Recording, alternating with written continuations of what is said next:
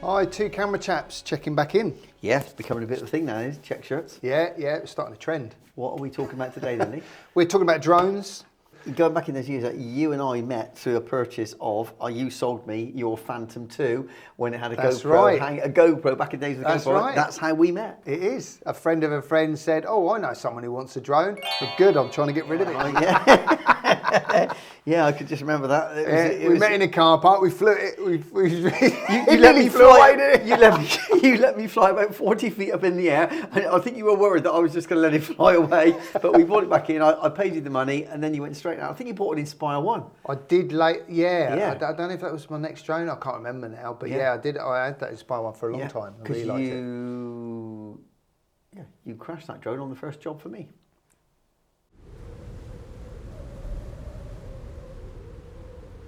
So enough of that. Let's get on with what we're meant to be doing today.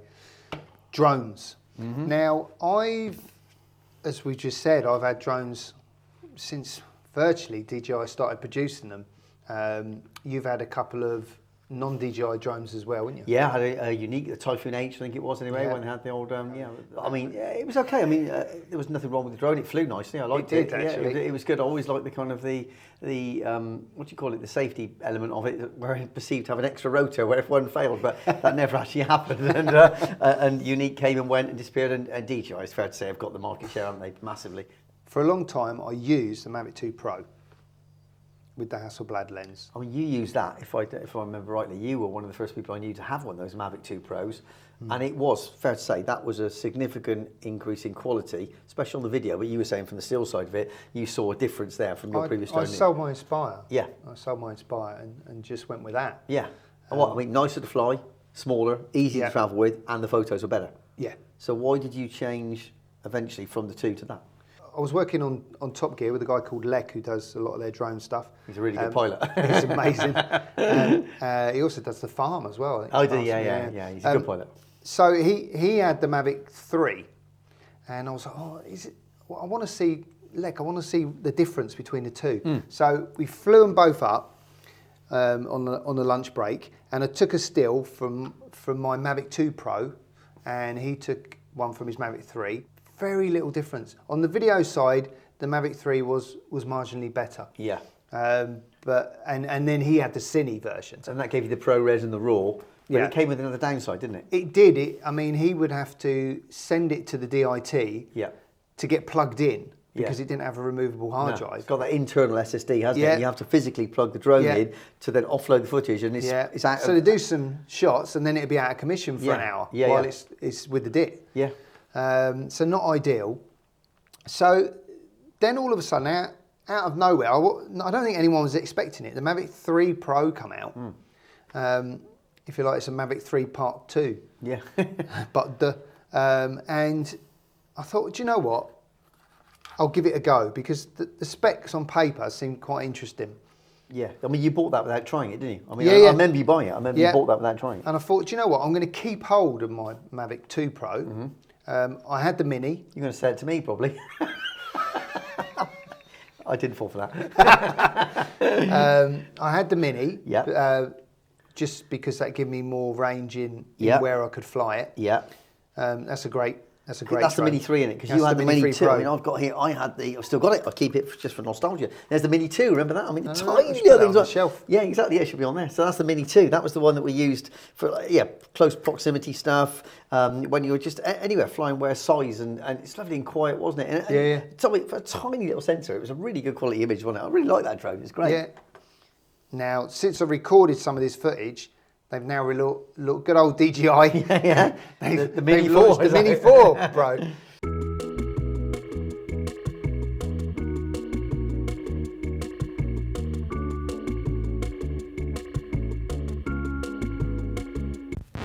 To start with, stills, which, you know, a lot of people I know in my industry, they use it for stills, and there's very little out there comparing the three. So everything we saw when you saw the release stuff, and everyone goes out, first thing they run out and they shoot 4K videos. Look how good it is 4K, which it is, but then they forget about the stills. They do. Yeah, like I said, the stills is a really important element of it. It is.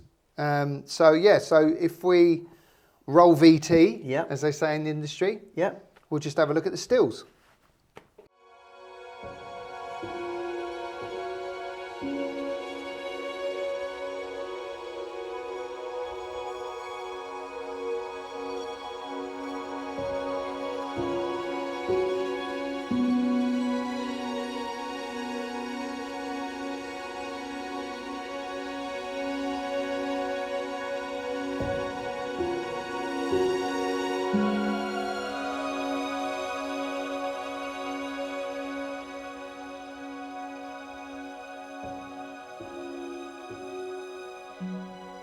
Now, an important thing to say, when we started this channel, we both said we want to test cameras and kit in real world scenarios. Yeah. Now, I took this up to the top of the village and I shot at twilight. So the sun was going down. I shot into the sun and I shot a dark forest floor. So you've got underexposed floor, forest, really dark. And the shrubbery in the trees and branches, they're about the most difficult thing. Shrubbery, I like the word shrubbery. The shrubbery in the trees, that shows the detail, where you can really see detail on an image, can't you, on a sensor? Yes. It's challenging, let's be honest. You would say if there's going to be any shortcomings at all, this kind of image is where it's going to show up, it's going to pull it apart. Yeah. So this is the DJI Mini Pro.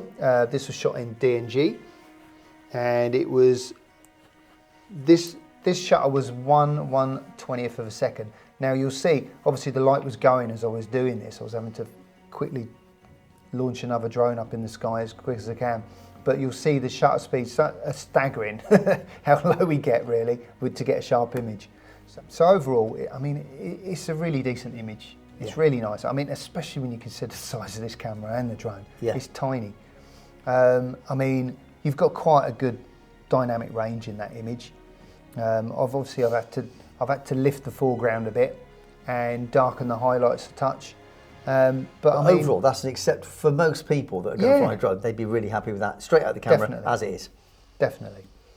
And then we move on to the Mavic 2 Pro. Now you know this drone really well, don't you? I mean, you've had it, you had it a long time, and you used to come back to me saying, "Oh, that was the first one with the Hasselblad lens, wasn't it?" It and was. You said, "Look, I noticed it. It's really good. It had kind of a filmic look to the video, and even to the stills. It looked different. It does have a very filmic look, even to the stills. I mean, you see that. I mean, it has more of a milky look to it in the colour profile, I'd say. Slightly lower contrast, isn't it? Yeah. As you can see, the shutter is getting a bit lower. It will keep going that way in that direction. A tiny bit of distortion on the horizon there, isn't there? Like a little tiny bit, but it's very small, isn't it? You know, as in which you can expect again from anywhere. Yeah. But again, you know, it's a very pleasing image. You know. Okay, and now we have the Mavic 3 Pro. Now, instantly it looks a lot clearer to me. It's got a crispness to it, hasn't it? Which is evident straight away when you see it, especially when you see it on a big screen. That's really good. Yeah. And the colours are a little bit richer. Yeah. And we're down to a 60th of a second now. Yeah. But yeah, a very nice image. Yeah. All over. The best image of the three so far. I think so. Yeah. So from the same position, this is the 1.13 inch medium tele lens. It's ×3. DJI say it's the equivalent to a 70mm lens. Yeah. So it's in the same position, and now we're down to 1/13th of a second. So that is sharp. Yeah, I mean, it's amazing when you think the drone is in in the wind, vibrated. The gimbal's Yeah. doing an amazing job to be able to shoot a clear, crisp still at 1/13 of a second. Yeah, and that flag was fluttering around. It was breezy. Yeah, yeah. I can still see all the detail in the leaves there and the trees. It's really good. And then you have the 1/2-inch telecamera ×7 zoom, which is the equivalent to a 166mm lens. Now we're shooting on 1/20th of a second on a 166mm equivalent lens, and it's sharp. Yeah, and you can see it's a slow shutter because you can see the blur in the flag there. Yeah. And yet I can see the detail in the leaves at the same time. I know. It's amazing. It's one of the things that really blew me away. I wasn't expecting it to really impress me as much as it did. I thought it would get soft. I thought that you'd have a telephoto and it would immediately get soft or there'd be a compromise, but there doesn't seem to be, looking at that. No. But can you switch when you're flying it? Can you switch while you're recording, or do you have to actually stop recording and then reboot into another camera? What do you do? Yeah, you can't. So you can switch when you're flying it. You can switch between the 3 lenses, but as soon as you run record, you can't. Okay. So you have to stop recording, switch to another lens, start recording. But it's a quick process, yeah, just a few seconds. Yeah, I mean, I can't think of many scenarios where you would want to do that mid-shot anyway. No, for sure. So the other party trick that the Mini 3 Pro does, and the Mavic 3 Pro does, is this 48 megapixel compilation image, if you like. Yeah. That gives you an 8,000 pixel sized image. Yeah. But let's be honest, it's not a 48 megapixel sensor, is it? It's not. It's not. No. I don't. It's. It's trickery, basically. Brilliant technology, but it's taken a 12 megapixel sensor and taking 3 shots and combining them somehow to give you a super scale image. Yes. Yeah. Exactly that. But it does a good job. It does a really good job. So I shot the standard image with the Mini 3 Pro, then I shot a 48 megapixel mode, and then I shot the Mavic 2 Pro. Yeah. As you can see instantly, the saturation, the look is... It's funny when you switch back from one to the other straight away. That one, it looks more muted in colours, it looks less vibrant immediately, doesn't it? And yet, on its own, we used to go, wow, look at that, look at the Mavic 2 Pro. But now, even the Mini, let's say, the Mini stacks up quite well against your Mavic 2 Pro. It does. I mean, you'll see that in a second. I mean, the Mavic 3 Pro is gorgeous. The image is gorgeous. I mean, you can see it is quite a step up from the 2. Now, alongside each other, so I've had to zoom these up to 200% to match the Mini's 8,000 pixels. Just so that the images are the same size in Photoshop. Yeah, as you can see, the 48 megapixel mode compared to the standard mode, it is quite an improvement. Oh, it definitely works. Well, if you look at the branches on those, the little branches in the stack of trees there on the floor, you can see detail in one that you can't in the other. Yeah, and that's at 100%, and the original mode is at 200%. Yeah. And how's that stuck up? I'm looking at this one. I can see now the standout one for me is looking at the Mavic 2 Pro. It looks a bit more muted. I mean, good quality. It gets a bit mushy. Yeah. It gets a bit mushy in foliage and stuff. And it's this evolution where you don't, you go from one drone to the next and you go, oh, yeah, that's quite good. And then when you compare them over length, you get newer drones and you go back and compare. Yeah. And you put it side by side. It's like, oh wow. Yeah. There has been quite an improvement. But the last one, the 3, is still the one where you look at it and think, yeah, that's the best. Yeah, and that's in its standard mode. That's not in the 48 megapixel mode. No. So on a stills front, I think the Mini 3 Pro in its 48 megapixel mode and the Mavic 3 Pro in its standard mode are the best options. The only thing I would say is when you do the 48 megapixel mode, it pauses. So I haven't shot anything that's got any motion with it or any speed. So I don't know if there's going to be blur on it. Yeah, I've seen a few shots of a couple of things online where people have tried it where the sea is moving and stuff. And it seems to do a pretty good job, in all fairness. You'd think it would have but I can see that delay there. It's not absolutely instant, is it? So if you were firing shot after shot after shot, it's not quite as quick fire, is it? Because it's having to process those images inside the drone, isn't it? So. And now, onto video.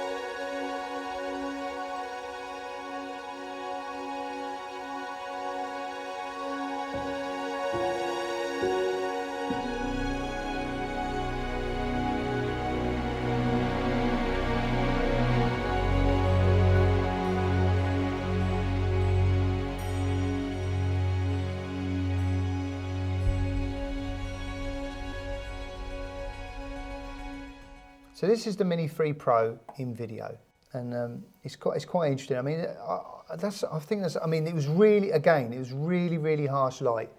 The sun was setting, and it was pinging off that boat. And is this shot in D-Log? Is that the This is shot in D-Log. Yeah. And D-Log on these drones is not the same as full log, though, is it? No. It's like a happy medium between the two. It's like a semi-log, as I look at it. It is, yeah. It's like an easier to grade log. Yeah, it's not as flat as some of the really super flat lows, like in Canon C-Log 2 and that sort of thing. So it's a midway point, is it? Yes. But it's done a good job. That. I mean, that's a good, nice. I mean, if you look at the ripples on the water, now this is the Mavic 2. Now, I still think it looks really filmic. I mean, look at the trees in the background. It's like a depth of field to it. It's quite nice. Yeah. It's certainly not an unpleasing image. I mean, I've always liked the video image out of your Mavic 2 Pro, to be honest. Yeah. And then this is the Mavic 3 Pro. Oh. Yeah. Again, Stunning. immediately it goes from, oh, that's really nice, to, oh wow. Yeah. That looks exceptionally And then the crisp party and sharp. trick coming up for the Mavic 3 Pro, we then go to the 70mm lens. Yeah. You're just getting that kind of, that's my favourite lens. Of all the stuff I've seen so far, Yes. the 70mm lens on the Mavic 3 Pro is a sweet spot for me. Yeah. And interestingly, they've just done a firmware upgrade that wasn't available at the time of filming, where you can now shoot D-Log in all the lenses. Oh, right, yeah, because you couldn't before, could you? Yeah. And then we get the 166mm equivalent lens. And this is where you start getting severe, if you like, parallax. Yeah, that parallax movement. I mean, it's quite amazing, isn't it? Yeah. And you just don't get that with your wide lenses. No. I thought I was getting one drone. Yeah. And you got three. It got three. Yeah. It just gives you so much flexibility. I mean, the 3 shots at the beginning of the video, you know, I was just like filming something, oh, that looks nice in that lens. Oh, switch to another lens, oh, that's nice. Want a bit of parallax, switch to a longer lens. Yeah. It just gives you so many options. Yeah. And to fly, the other thing we haven't covered as well is just the flight on this. Yeah. I mean, battery time was amazing. I mean, that's the big improvement. I think it's 43 minutes. Yeah, I mean, now. it's good on the Mini 3 now. It's about kind of 35, nearly 30, I was saying around 35 minutes on that, which is a tiny battery again, under 250 grams. It's quite amazing. But that, when I've flown that with you, that just seems smoother, faster. Yeah. Can't believe how quiet it is. It's up there forever. I mean, just 43 minutes. It feels like an eternity. Yeah. It feels a long time. And I can remember the noise when you're just on takeoff, and it doesn't attract the kind of interest from the public. I mean, I can remember when I flew my Phantom P4, and it's like taking a Flymo off, isn't it? It's like flying a Flymo off the ground, and everybody looks, and it immediately attracts a lot of attention. Whereas quite often with the Mini, you could be flying up there, and when it's 20 meters up in the air, 30 meters plus, you can barely hear it. Yeah. I mean, it's really good from that side of it. But is it a nicer machine to fly? Just definitely. Yeah, it is your favourite. It is. It's really strange. You know, I owned it for a little while. I flew it on a couple of jobs, and then I did this comparison test. And just in the month or so that I've been using this, and then I went back to the Mavic 2 Pro, it is a massive difference in the handling. It's one of them sort of subtle things. Yeah. Evolutionary. You go, oh yeah, that's quite nice. But then when you go back, yeah, you notice the difference. Yeah. And it's more agile. The speed of it, Yeah. it is way quicker. Yeah. It is way quicker. And the stability. For me, it's those slow shutter speeds on the stills. The fact that you've still got a sharp image at really, really slow shutter is quite amazing. And it's the first camera. You said, going back to the beginning, you said you look for a drone that's got an incremental improvement in the image quality. Yeah. That, to me, is it. Definitely. Yeah. Definitely. And, you know, the remote as well comes with the screen. I mean, I used to have Crystal Sky. Yeah. You know, I used to Velcro it to my controller. Or separate phones, or using your phone, all that stuff, I mean. But just having that all compact, you just open it up, turn it on, bang, you're off. You're off, yeah. And you're getting more footage. Yeah. So if I was to pick up my lovely Phantom P4 Pro, which is where it was there, would you swap that for your 3 Pro? could we do a deal, or is that now confined to the history? I think that'll be on the shelf. I think we can laugh at that, but still, I'm in the same situation as you, where I've looked for improvements before I change the drone.